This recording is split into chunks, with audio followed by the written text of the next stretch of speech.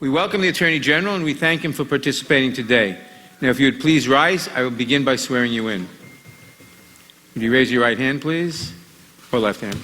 Do you swear or affirm under penalty of perjury that the testimony you're about to give is true and correct to the best of your knowledge, information, and belief, so help you God? Let the record show the witness has answered in the affirmative. Thank you, and please be seated. I want to thank you for defending law enforcement, for pointing out what a crazy idea this defund the police policy, whatever you want to call it, is, and standing up for the rule of law. And frankly, we have a video we want to show that gets right to this point. Can we play that video, please? This is mostly a protest. It is not generally speaking unruly. Peaceful protest. Peaceful protesters. Peaceful protest. Peaceful protest. Peaceful protest. Peaceful protest. Peaceful protest. Peaceful protest. Peaceful protest. Peaceful protest. Peaceful protest. Peaceful protest. Peaceful protest. Peaceful protest. Peaceful protest. Peaceful protests. Peaceful protesters. Are peaceful protests violent, Mr. Attorney General? No. Do peaceful protests destroy businesses? No. Do peaceful protests injure officers? No. Do peaceful protests attack civilians? No. Do peaceful protests burn down buildings? No. The video we played, it's hard to watch. It's really hard to watch to see that happening in our great country. But there was the start of it was almost laughable, where you have the reporter saying, as a building is burning behind him, it's not generally speaking an unruly protest. It's mostly just a protest. I mean, it's almost laughable when you have the reporter saying, I guess he's saying it's not a fire, it's just a burning building. I guess he's saying it's a peaceful burning building. On behalf of myself, my children, and the family of David Dorn, we'd like to thank friends, neighbors, co-workers, and the community for showing all the love and support we've suffered through the tragic loss of my husband, my beloved husband, David Dorn.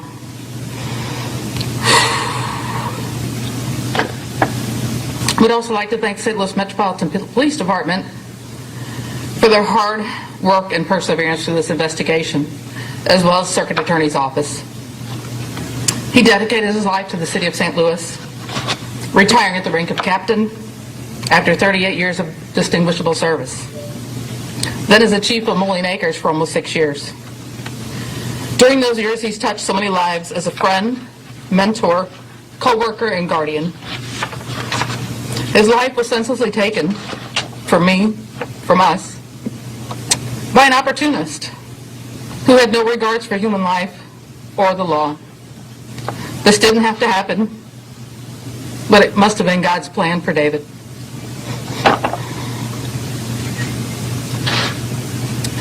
We need to come together as a community and do better. We need to teach our young people that life is very precious. We as a family are going to be taking some time to focus our attention on healing,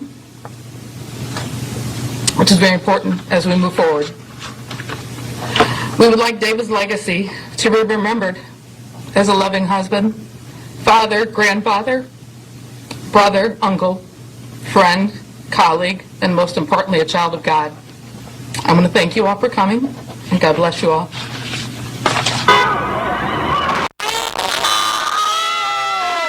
That's the wrong! Oh, shit!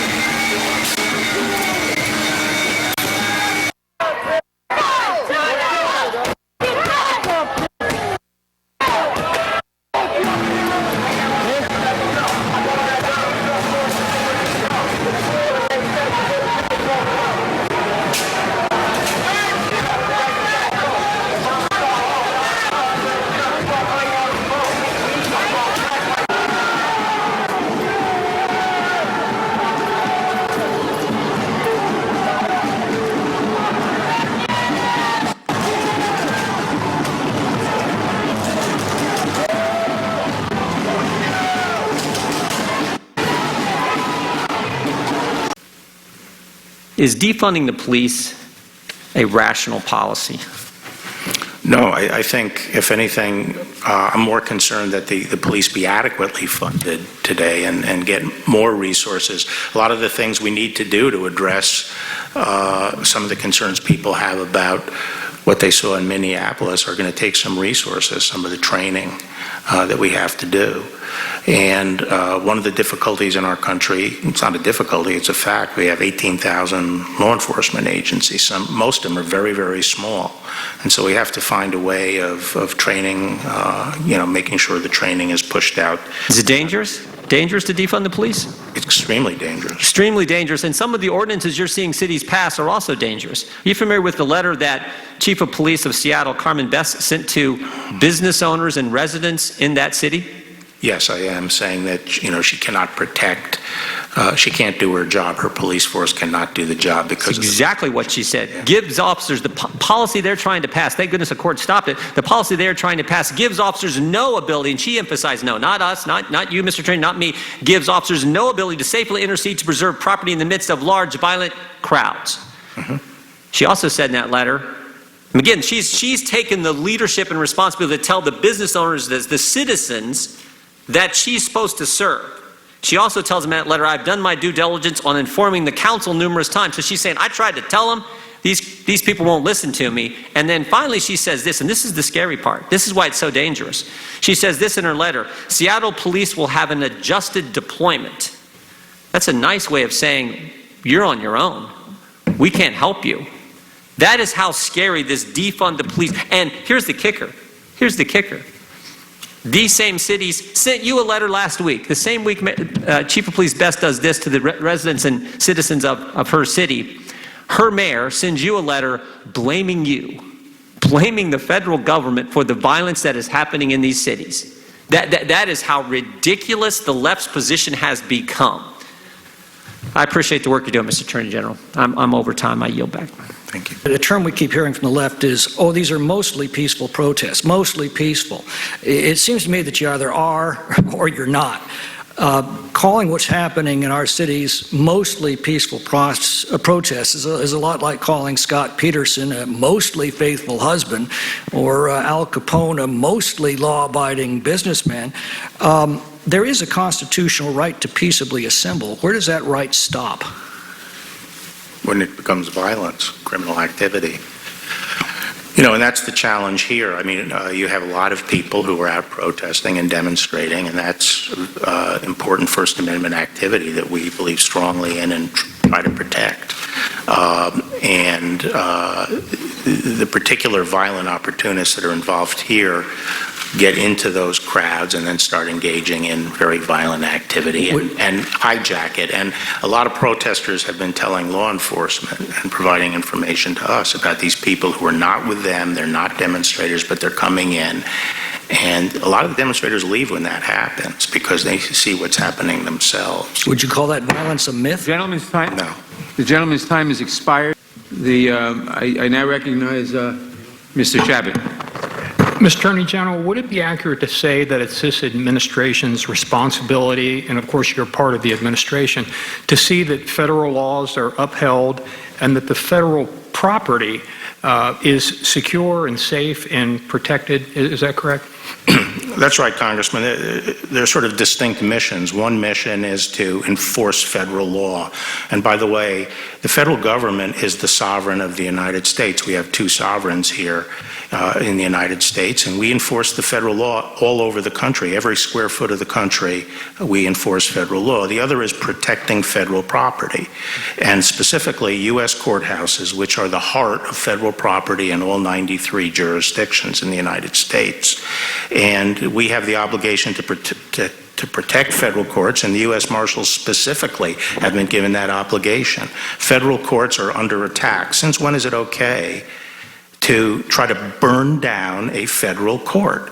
If someone went down the street to the Prettyman Court here, that beautiful courthouse we have right at the bottom of the hill, and started breaking windows and firing industrial-grade fireworks in to start a fire, throw kerosene balloons in and start fires in the court, is that okay? Is that okay now? No, the U.S. Marshals have a duty to stop that and defend the courthouse, and that's what we are doing in Portland. We are at the courthouse defending the courthouse. We're not out looking for trouble. Thank you, General. And as far as weapons and devices that were utilized by the group of people, and you mentioned trying to destroy the courthouse. I mean, they were literally trying to burn it down, and apparently didn't give a hoot about the people that were occupied in the building as well. So people were in danger. That is absolutely right. So as far as the weapons that you mentioned, let me get this straight. My understanding is that the people attacking the building had, among other things, rifles, explosives, knives, saws, sledgehammers, tasers, slingshots, rocks, bricks, lasers. Have I missed anything, or does that about cover it? You have missed some things, but that's a good list. But you know, they have these powerful slingshots with ball bearings that they shoot. They've used pellet guns. We believe we have found those projectiles have penetrated marshals to the bone, and they use the lasers to blind the marshals. They do start fires. They start fires if they can get the fire inside or through the windows, and they start fires along the outside of the courthouse. When the marshals come out to try to deal with the fire, they're assaulted. General, if local elected officials, mayors and city councils and governors did their jobs and kept the peace, would it even be necessary for federal law enforcement personnel to be there in the first place? No, and that's exactly the point. Look around the country. Even where there are these kinds of riots occurring, we haven't had to put in the kind of reinforcements that we have in Portland, because the state and local law enforcement does their job and won't allow rioters to come and just physically assault the courthouse. In Portland, that's not the case. General, some have derisively referred to these law enforcement personnel as stormtroopers and worse. Does that accurately describe them? Or would you like to set the record straight? No, they're obviously not stormtroopers. You know, normally we would have a group of deputy marshals in a court that would be, in business suits and ties or regular civilian dress. Those would be the deputy marshals as the protective force for the court. But after almost a month of rioting in Portland, we sent in, I think it was around the 4th of July timeframe, we sent in about 20 special operations marshals. And those are tactical teams that are able, are padded and protected so they could deal with this kind of thing.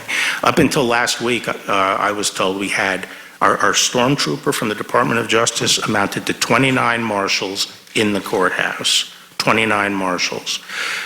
As of until recently increased, I think there were 95, I was told, 95 DHS and Federal Protective Service and other DHS officers trying to protect the courthouse and 3 other buildings. That's what we're trying to do. We're trying to protect federal functions and federal buildings, which are a very small part of the city, but the rioters go at them, and we have gradually increased our numbers there to try to protect those facilities.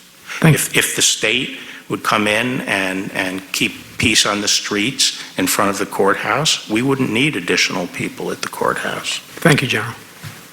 And I want us to talk specifically about what's going on in Portland with you, Mr. Attorney General, because for 61 nights, the federal courthouse is under siege. But not just the courthouse. Federal agents are under siege.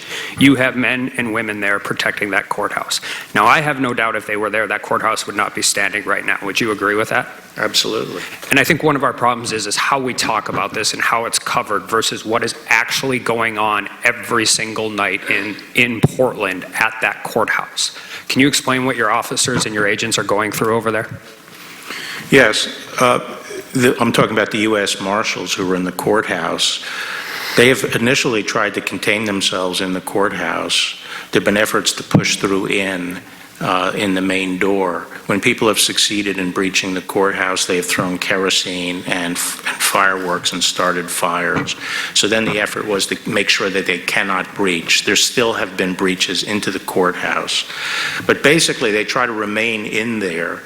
And starting after the 4th, they tried to arrest the people who were directing fireworks. They would climb up onto the side of the court, break windows, shoot fireworks in. And whenever the marshals came out to try to put an end to that or interdict it, they were shot at with slingshots. Lasers were constantly being put into their eyes even when they're inside the courthouse. There's a good description of it in an AP story. I was just going to quote that. We don't have to take your word. I watched as injured officers were hauled inside. In one case, the commercial firework came over so fast the officer didn't have time to respond. It burned through his sleeve and he had bloody gashes on both forearms. Another had a concussion from being hit in the head with a mortar. Right. That's right. And, we've had a lot of injuries out there, and these are people who this Congress has charged with protecting federal courts. They're directed to protect federal courts in the U.S. Code, and they are under attack. And they're being injured, and it's been constant for 60 days. Acting Secretary Wolf has said that the violent mobs are publishing personal information of federal officers, jeopardizing not only them, but their families. Why is doxing federal agents so dangerous, and are you concerned about it? Well, it's dangerous because people can take retaliation against their homes, their families, or them, when they're by themselves. I see some of these Latin American countries in Central America where the police are very, very brave because the gangs they're trying to deal with go to their houses and kill their families. And, you never think that could happen here, but you could never think some of the stuff we're seeing today could ever happen here. Is being burned by essentially improvised explosive device, being blinded by lasers, is this something that typically happens with federal marshals in federal courthouses? No, not at all. How is this handled? How is this going for recruitment, morale? How are they doing? I mean, I generally want to know, how are they doing? Well, I think that AP story, gives you a feel. They feel that's their duty, and they feel that's where they have to be. A number of them are from that area. But they're extremely tired, and we've had to rotate in some more. We're put in some more people because they're very, very tired, and you make mistakes when you're tired. Well, and I think that's an important part, because I think one of the most amazing parts of this whole thing, it started with under 30 agents there, now it's still under 100. 61 nights in a row they defend against a siege, fires, burning down these things. You know what's the most amazing thing? They get up every morning and that courthouse is still running. Yep. They're still conducting the federal government's business. So I'm going to say something that I think should be said a lot more often. Tell them thank you. Tell the courthouse personnel thank you. Tell the clerks thank you. Tell the prosecutors thank you. Tell the judges thank you. And if you can handle it, can you tell the public defenders thank you too?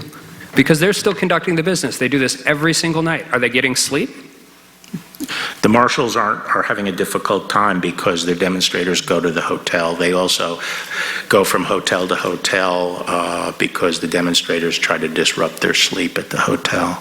And there's a difference between a protest and a riot. And every night at some point in time in Portland, it turns into a riot. Eventually, when you wake up the next morning and you know what's going to happen again, then we need to figure out a way to stop it. Yeah. And then just one last question. Why would we have to negotiate a ceasefire with a peaceful protest? You're correct, but why would that's right. We don't want what we would like to see, and all we would like is what we see in the rest of the country, which is state and local law enforcement taking care of their own city and taking care of the streets around the courthouse. The gentleman's time has expired.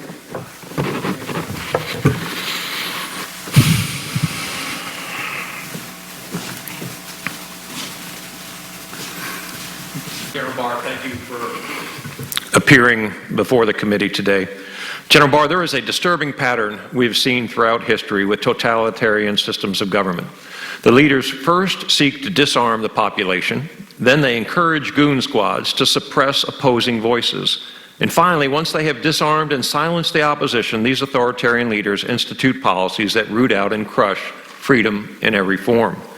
Unfortunately, the American left has been infected with this same totalitarian desire to remove firearms and silence opposing views as part of a campaign to achieve its political ends. We've seen this scenario play out in every major Democrat-run city in America. Progressive leaders push to disarm law-abiding Americans to further their influence while watching as crime rates soar. We even saw failed presidential and Senate candidate Beto O'Rourke proudly tell Americans, hell yes, we're going to take your AR-15 and your AK-47. Now the American left is actively cheering as its fascist militia Antifa rages in the streets. Antifa is a domestic terrorist organization that hijacks peaceful rallies, organizes armed riots, attacks peaceful protesters, burns buildings, loots stores, and spreads hate. Reports of Antifa-linked attacks began circulating in 2017.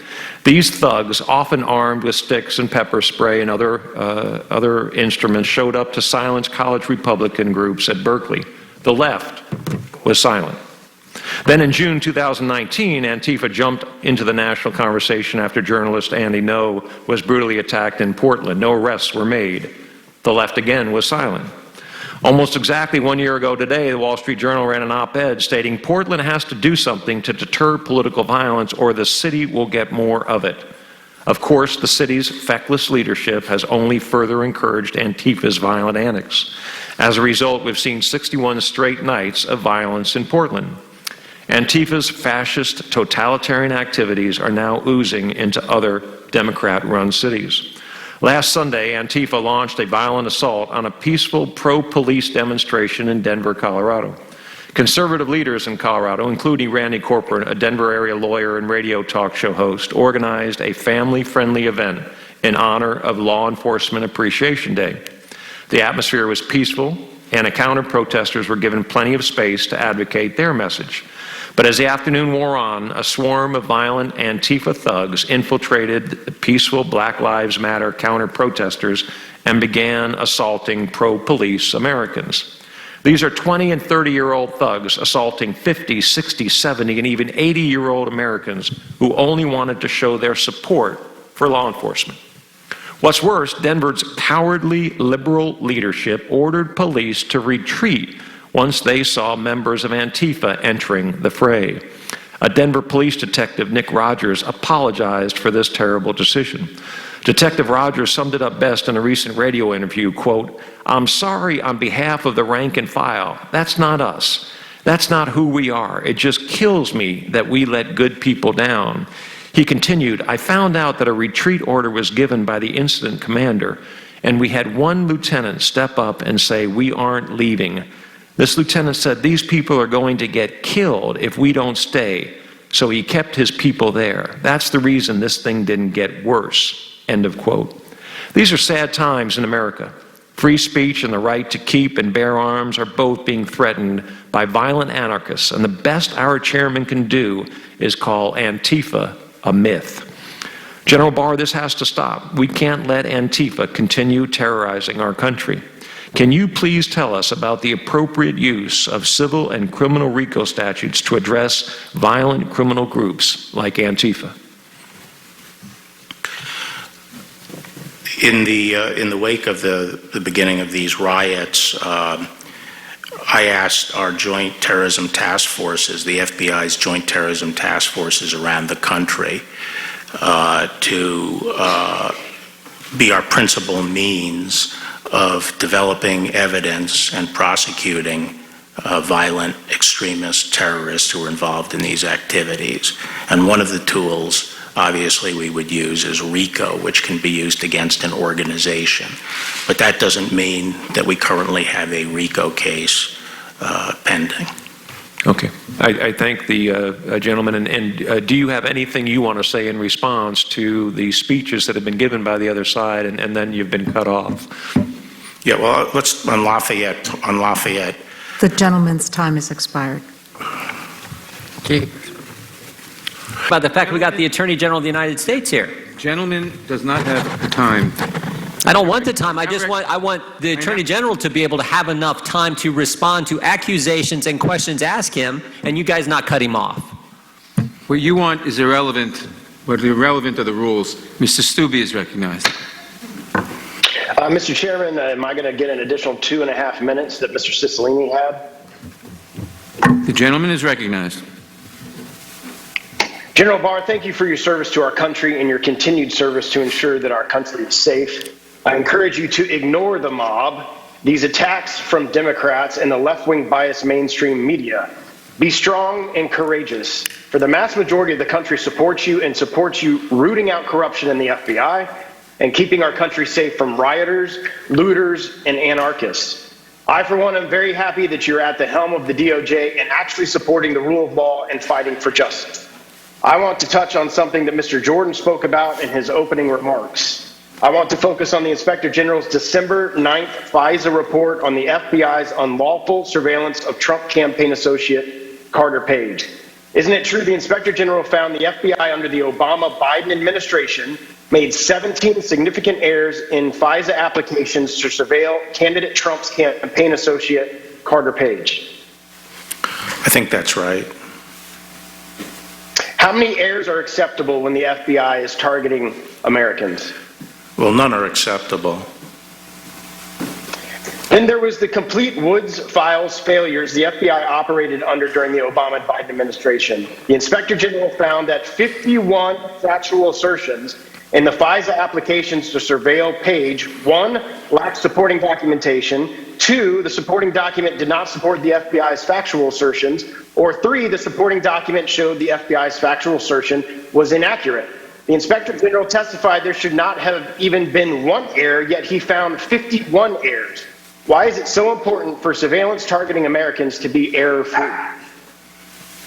Well, especially under FISA, which is a counterintelligence tool and doesn't have the same built-in protections that the criminal justice process would have. It's very important because you're going to be spying on Americans that you have you've demonstrated an appropriate basis for doing that, and therefore there's a special burden on the investigative agency, in this case the FBI, to have accurate information as to the basis of their surveillance. And I think the Bureau has been working very hard to correct those problems and to put in place a much more effective system of guaranteeing that the information is accurate. Isn't it true the FBI under the Obama-Biden administration cherry-picked favorable evidence to obtain a FISA warrant to surveil Carter Page and ignored facts that cut against probable cause? Well, I don't want to characterize. I mean, this is part of what's under review. Some exculpatory information was not passed along to the court. Let me just put it that way. That's evident in the Inspector General's report. I will yield the remainder of my time to Mr. Jordan. Thank the gentleman for yielding. Mr. Attorney General, do you deploy federal law enforcement to enforce federal law? Yes. Do you deploy federal law enforcement to protect federal property? Yes. Would the federal building in Portland be standing today if you had not deployed federal law enforcement? I don't think so. There have been multiple attempts to set it afire. Yeah. And I have to say, I don't understand why a small contingent of marshals inside the court poses a threat to anybody's First Amendment rights. They set up a fence on federal property, I am told, around the court, and when people are arrested, it's because they're trying to come into the fence. These aren't peaceful protesters. They bring power tools to cut through the wire and so forth to get in. This is a very strange occupation of a city when you have, 100, 120 federal people behind a fence trying to protect the building, and all these people are trying to cut their way in. That is the occupation of a city? Thank you. You've recently said that you believe Antifa to be a terrorist organization. What's your basis for that belief? I'm not sure I said terrorist organization. I said we're investigating it as domestic terrorism. But Antifa, there are a number of violent extreme groups in the United States, and they're across the spectrum.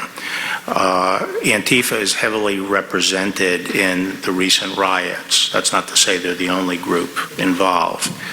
And they have been identified as involved in a number of the violent mob actions that have taken place around the country. And Mr. Attorney General, I saw the chairman of the Judiciary Committee recently say that Antifa is a myth, that their involvement in this violence isn't something that is real. What's your reaction to the chairman? Well, I don't think it's a myth. Antifa is can be best thought of, I think, as a umbrella term for what is essentially a movement comprised of loosely organized groups around the country. In some areas of the country, there are a number of groups, and there are sort of centers of activity. The groups, as I say, are loosely organized, but they are definitely organized. But since they have an anarchic temperament, they don't get along very well with each other. So I'm not suggesting it's a national organization that moves nationally. They tend to get organized for an event, and there's a lot of organization right before an event occurs, but we see a lot of the organization during the mob violence. And that is a really important distinction when determining how to apply particularly our RICO laws to an organization like this. If Antifa is merely something that inspires people to go out and commit violence, that strikes me as legally distinct from Antifa being an organizing influence to assist people in committing crimes. One question I get from my constituents as they watch the death and violence and disruption and chaos in Seattle and in Portland and in other places is whether or not there's a risk that could metastasize to other areas of the country. Have you given consideration to the risk that might befall other American communities if the Department of Justice were not to take action to protect and preserve federal property in places like Portland? Yes, absolutely. We are concerned about this problem metastasizing around the country.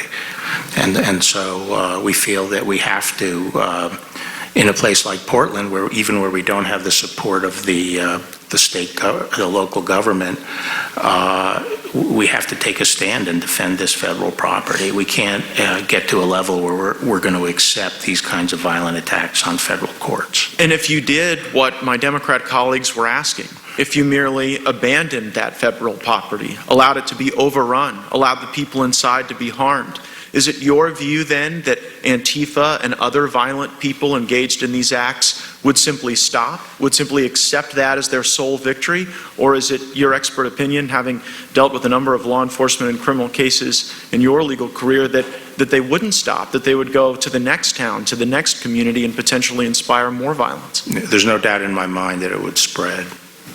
And what comfort can you give Americans in my district and around the country that you will stop this, that you will stop the burning and destruction of federal property, and that you will give confidence to regular Americans that they can go out in the streets without the risk of this terrorism?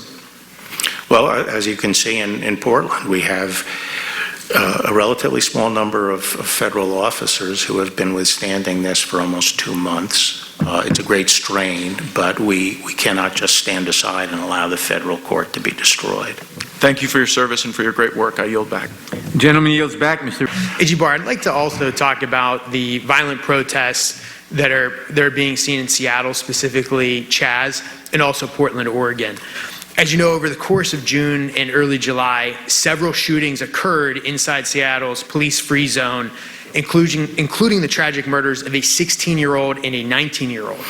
There were numerous reports of robberies, assaults, and property destruction as well. Sexual assaults as well. Yes, and despite all this chaos, all this violence, it took the Seattle mayor literally weeks to declare this an unlawful gathering, and took weeks before the police were allowed to clear that area. In similar circumstances, let's talk about Portland, Oregon. It's been going through 8 weeks of violent rioting in the streets as well. Rioters continue, in fact, to fire projectiles and mortar-style fireworks at federal law enforcement officers, and are using dangerous lasers, which have already permanently blinded at least 3 federal officers. Yet our own Chairman Jerry Nadler, told a reporter on Sunday that the anarchy and violence going on in Portland, and I quote the chairman, is a myth that is spread only in Washington, D.C., end quote. Attorney General Barr, is it in fact a myth that there's anarchy and anarchist groups engaging in violence in Portland? I think there are anarchist and far left groups that are involved in the violence in Portland. I actually think that the chairman's comment was about Antifa. I don't know exactly what he said, but I thought he was referring to Antifa. Well, do you think it's a myth that Antifa is involved in this anarchy? No, I think Antifa is involved in Portland. So either way, the chairman's comments were not correct, were not accurate. I didn't consider them accurate. What about the autonomous zone in Seattle? Congresswoman Jayapal has said, and I quote, that it's a peaceful protest zone. Is it a peaceful protest zone? No, as I already said, it's outrageous that people set themselves up and over a piece of territory where the people in there have not selected them as the government and try to exercise sovereign authority. That's an outrage, and we saw people handing out guns to people to quote keep the peace and so forth. It was anarchy there. Your office has already charged several violent protesters with federal crimes. Can you just briefly elaborate on those crimes? Well, they're the whole gamut. I think we've had 224. They run the gamut from throwing Molotov cocktails to assaulting a police officer, that kind of thing. Thank you, AG Barr. I just want to say that I think, and I don't know if you agree, that Chaz and Portland are really like political experiments. They really show us what would happen if we fully embrace the radical ideology of the social justice Democrats. And now, according to Democrats, it's the summer of love. According to the Congresswoman that represents Seattle, it's a peaceful protest zone. Attorney General Barr, in reality, these cities are experiencing violence, chaos, and frankly, just anarchy. So I think this political experiment has showed us that the liberal, social justice, Democrat-style government has failed. Would you like to comment on that, Attorney General Barr? Well, when I was first going through confirmation, I expressed concern about violence getting into our political system, and we'd seen this intolerance and attacking people, and I was very worried about that. And now we've seen it sweeping through the country like this, and I hope the Democratic Party takes a stand against the violence. Thank you, and I yield my time. The gentleman yields back. I have to tell you, you probably know this. My constituents are scared. Americans are scared. I mean, they watch the TV, they see all this rioting, looting going on, statues being torn down. In Arizona, where I'm from, more guns are being sold than ever. I think there's more new gun owners than ever. And this has to stop. And I think that it's really important, as the saying goes, that in order to solve a problem, the first step is to realize there's a problem. And so it always, I find it very disturbing, should I say, that Chairman Nadler denies that Antifa even exists. He said it to a reporter. He said on the floor of the United States House of Representatives that it was a fantasy, a made-up fantasy. And then in this very room, just recently, Congresswoman Jayapal, who represents the Seattle area, said, when I was talking about the autonomous zone and the takeover, she said, the area is just a few miles from where I sit right now, and there is no takeover. There is no takeover. She also said lies are being spread by my colleagues in this committee. This area is perfectly peaceful. She also said my Republican colleagues keep saying the Seattle Police Precinct was taken over by protesters. This is incorrect. Incorrect. No one has taken over that building. Mr. Attorney General, is that your understanding of what happened there? Do you agree with Ms. Jayapal that there was no takeover? It was just Jayapal. If you're going to say my name, please say it right. It's Jayapal. Jayapal? Would you agree with that? And also, in answer, why do you think these autonomous zones in Democrat-led cities are dangerous to America? Well, starting with they're dangerous because they are purporting to keep on the outside duly constituted authority of the government. They're also, to me, outrageous because the people who are living now under this autonomous zone haven't selected the government. They've selected the duly authorized government of the city and the state. So it's quite an outrage that people would use force to take over an area. What makes me concerned for the country is this is the first time in my memory that the leaders of one of our great two political parties, the Democratic Party, are not coming out and condemning mob violence and the attack on federal courts. Why can't we just say, the violence against federal courts has to stop? Could we hear something like that? Mr. Attorney General, I totally agree. I support what you're doing, and I support what President Trump is doing for law and order in our country, and I yield back. Gentlelady yields back. Leading up to June 1st, you had violent mobs disobeying the 11 p.m. curfew. They set fire to parked cars, demolished coffee shops and banks, burned American flags, and even intentionally set fire to St. John's Episcopal Church near Lafayette Square. Secret Service and Park Police appropriate use of safe restorative force actually cleared that up. In total, however, 51 U.S. Park Police officers were injured during the weekend leading up to the perimeter expansion. Do you want to expand on the actions regarding Lafayette Park? Right. So for the 29th, 30th, and 31st, there was unprecedented rioting right around the White House, very violent. During that time, as you say, about 50 Park Police and a comparable number, is my recollection, of Secret Service. So we had about around 90 officers injured. I'm talking about things like concussions, one was operated on, and so forth. We had the president, it was so bad that, as it's been reported, the Secret Service recommended the president go down to the shelter. We had a breach of the Treasury Department. The historical building on Lafayette Park was burned down, the lodge. St. John's was set on fire. Bricks were thrown at the police repeatedly. They took crowbars and pried up the pavers on Lafayette Park and threw those at the police. Balloons of caustic liquid were thrown on the police. And it was clear when I arrived at the White House on Monday, there was total consensus that we couldn't allow that to happen so close to the White House, that kind of rioting, and therefore we had to move the perimeter out one block and push it up toward I Street. And there was already a plan in being at that point that the Park Police and the Secret Service had worked out the night before, which was to put the perimeter further away and then give them time to put a non-scalable fence across the northern part of the park. During Monday, the factors that led to the timing of it were that movement was going to be made as soon as there were enough units in place to actually perform it, and units were very slow in getting into place throughout the day, much to my frustration because I wanted it moved before there was a big buildup of demonstrators.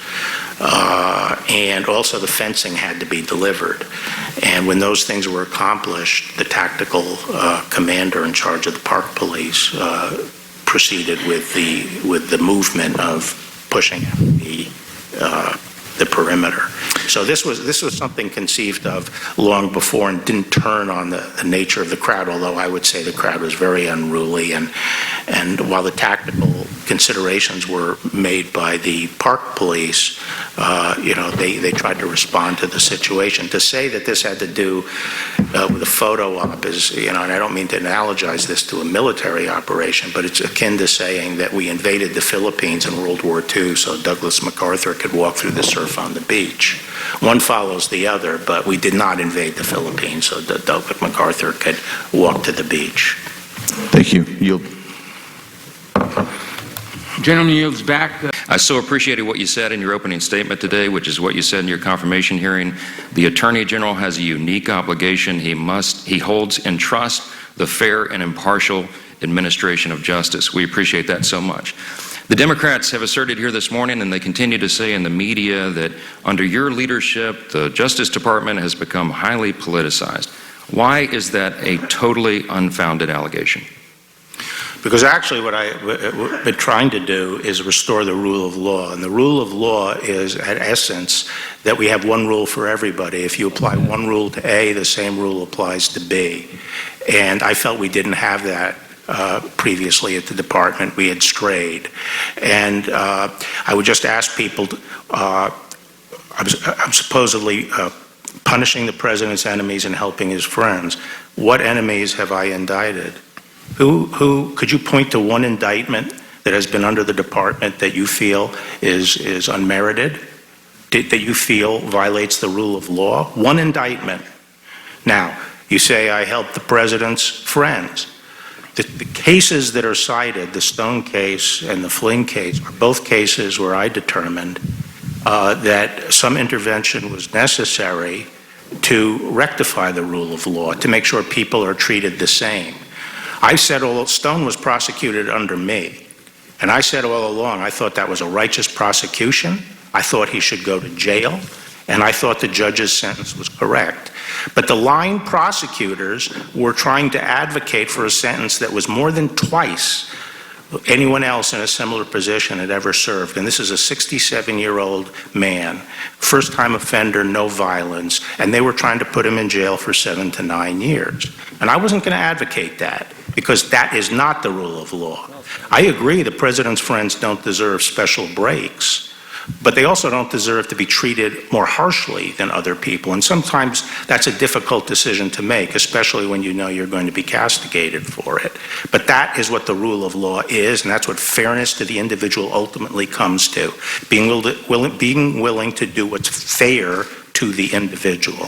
Amen, and thank you for that. And by contrast, what the previous DOJ did under the previous administration was politicize law enforcement. The Obama-Biden administration sabotaged the Trump transition. They illegally spied on the Trump campaign. They unmasked members of the Trump campaign. They employed aggressive tactics on their campaign officials. Senior FBI officials, we all know on this committee, carried over from the Obama administration, carried on their abuses into the Trump administration and into the whole impeachment scam and all the rest. Let me ask you just one question, because my time is running out. President Obama's Attorney General Eric Holder famously referred to himself as President Obama's wingman. He said in an interview, quote, "I'm still enjoying what I'm doing. There's still work to be done. I'm still the president's wingman, so I'm there with my boy." That's what he said famously. Is it the duty of the Attorney General to be the president's wingman? No, I've already described what I think the duty of the Attorney General is. And in your office, you are then free to act independently of the president. Isn't that true? That is true, particularly on criminal cases. It's required. And that's exactly what he has asked you to do. Isn't that right? Yes. I have no further time. I yield back. Thank you. So when the riots hit Minneapolis and then extended around the country, they hit Madison, Wisconsin also. And I don't know if you've ever visited Madison, Wisconsin. There's an iconic street there called State Street. Starts at the Capitol and runs all the way down to the University of Wisconsin-Madison. And that street, if you go there now, 75 businesses are boarded up as a result of a mayor and city council who would not protect those people. Those people went to the city council last week and they asked for some assistance. The city council, who would not protect their business, they said, no, we're not going to provide you for assistance. Shortly after State Street was destroyed, and by the way, it's disappointing in some of the film that I've seen that the police cruiser that went flaming down State Street was not included in that. But shortly after that, about a week afterwards, two monuments at the state capitol that I used to walk by all the time were torn down. One was of Hans Christian Heg, who was the abolitionist Norwegian immigrant who died at Chickamauga defending the Union and providing for the end of slavery, fighting for the end of slavery here in the United States. The other monument that was torn down, by the way, they took a tow truck and tore it down, was Lady Forward. Lady Forward is there because of women's suffrage. Wisconsin was the first state to pass suffrage back in the early 1900s here in the United States of America. Those were torn down. Just yesterday, a woman, a social worker, who teaches at a local school just outside Madison in Mount Horeb, she was charged with beating a state senator, a Democrat state senator. Her name is Samantha Hamer. Hopefully she will be given justice. But I want to emphasize to my colleagues on the left that if you think you're insulated from Antifa, which is supposedly a myth, you should really think about that, because them and other radicals, they will not spare violence on anyone. Their anarchy is meant to destroy our country. And I would ask you to, if you want to contact a former colleague of mine, State Senator Tim Carpenter, a Democrat, he'll tell you he was beat to a pulp on that night at midnight when they were tearing down those statues. It is not a myth. So, Mr. Attorney General, I would ask Mr. Burnell Trammell, I don't know if our Attorney General Call in Wisconsin or the Mayor of Milwaukee are going to pursue what appears to perhaps be a political execution. Are you familiar with that situation in Milwaukee? You mean the shooting of that gentleman? Yes. I've read about it. If the Attorney General and other law enforcement in Wisconsin do not act, will the federal government study this situation and bring justice for Mr. Trammell and his family? Yes, we'll certainly study that situation.